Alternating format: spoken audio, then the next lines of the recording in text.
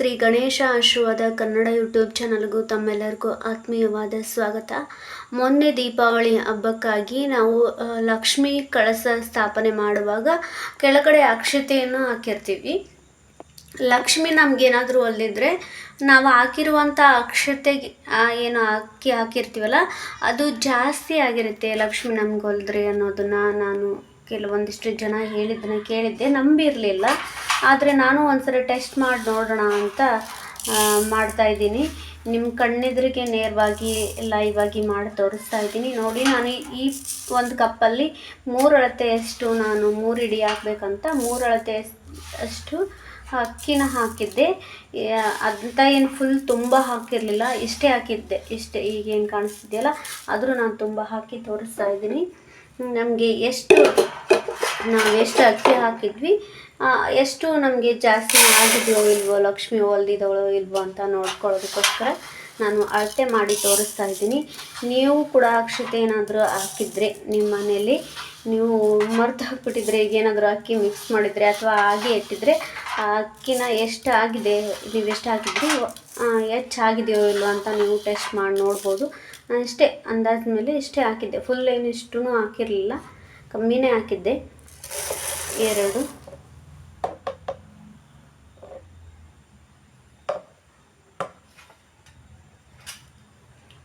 ಆಯಿತು. 3ನೇದು ಹಾಕ್ತಾಯಿದ್ದೀನಿ. ಇವಾಗ ಕಪ್ಪು ಎಷ್ಟಾಗಿದೆ ಅಂತ ನೋಡೋಣ.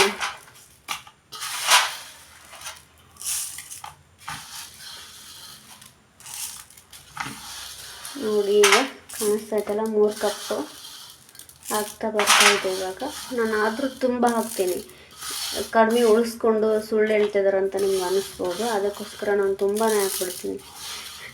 ನಾನು ಇಷ್ಟು ತುಂಬ ಹಾಕಿರಲಿಲ್ಲ, ತೊಗೊಳ್ಳೋವಾಗ ಸ್ವಲ್ಪ ಕಮ್ಮಿನೇ ತೊಗೊಂಡಿದ್ದೆ, ಆದರೂ ಕೂಡ ತುಂಬ ಹಾಕ್ತಾಯಿದ್ದೀನಿ. ನೋಡಿ, 3 ಅಳತೆಯಷ್ಟು ಈಗ ಹಾಕಿದ್ದೀವಿ. ಇವಾಗ ಈಗಿಷ್ಟು ಅಕ್ಕಿ ಉಳಿದಿದ್ದಾವೆ. ಅಂದರೆ ನಮಗೆ ಲಕ್ಷ್ಮಿ ಹೊಲ್ದಿದ್ದಾಳೆ, ನಾವು ಮಾಡಿರೋಂಥ ಪೂಜೆ ಲಕ್ಷ್ಮಿಗೆ ಇಷ್ಟ ಆಗಿದೆ, ಲಕ್ಷ್ಮೀ ದೇವಿ ಪ್ರಸನ್ನ ಆಗಿದ್ದಾಳೆ ಅನ್ನೋದಕ್ಕೋಸ್ಕರ ಇದು ಒಂದು ಸಾಕ್ಷಿ. ನನಗೂ ತುಂಬ ಸಂತೋಷ ಆಯಿತು. ನೀವು ಏನಾದರೂ ಈ ಥರ ಅಕ್ಷತೆ ಹಾಕಿಟ್ಟಿದ್ರೆ, ಇನ್ನೂ ಅದನ್ನು ಹಾಗೆ ಇಟ್ಟಿದ್ರೆ ಒಂದ್ಸಲ ನೀವು ಟೆಸ್ಟ್ ಮಾಡಿ ನೋಡಿ, ಚೆಕ್ ಮಾಡಿ ನೋಡಿ, ನಿಮಗೂ ಲಕ್ಷ್ಮಿ ಹೊಲ್ದಿದ್ದಾಳ ಅಥವಾ ಅಕ್ಷತೆ ಜಾಸ್ತಿ ಆಗಿದೆಯೋ ಏನು ಅಂತ. ಈ ಒಂದು ವಿಡಿಯೋ ನಿಮ್ಗೆ ಇಷ್ಟ ಆಗಿದೆ ಅಂತ ಭಾವಿಸ್ತೀನಿ. ಎಲ್ಲರಿಗೂ ತಾಯಿ ಲಕ್ಷ್ಮೀ ದೇವಿ ಹೊಲಿಲಿ, ಪ್ರಸನ್ನಳಾಗಲಿ, ಎಲ್ಲರ ಬಾಳಲ್ಲಿ ಸುಖ, ಶಾಂತಿ, ಸಮೃದ್ಧಿ, ಆರೋಗ್ಯ ಎಲ್ಲವನ್ನೂ ಕೊಟ್ಟು ಸದಾ ಕಾಲ ಕಾಪಾಡಲಿ. ಧಾನ್ಯ ಲಕ್ಷ್ಮಿ ಹೊಲಿಲಿ. ಲಕ್ಷ್ಮಿಗಳಲ್ಲಿ ಬರೀ ಧನಲಕ್ಷ್ಮಿ ಮಾತ್ರ ಅಲ್ಲ, ಧಾನ್ಯ ಲಕ್ಷ್ಮಿ, ವಿದ್ಯಾಲಕ್ಷ್ಮಿ, ಸರಸ್ವತಿ, ಹೀಗೆ ಹಲವಾರು ಅಷ್ಟಲಕ್ಷ್ಮಿಯರಿದ್ದಾರೆ.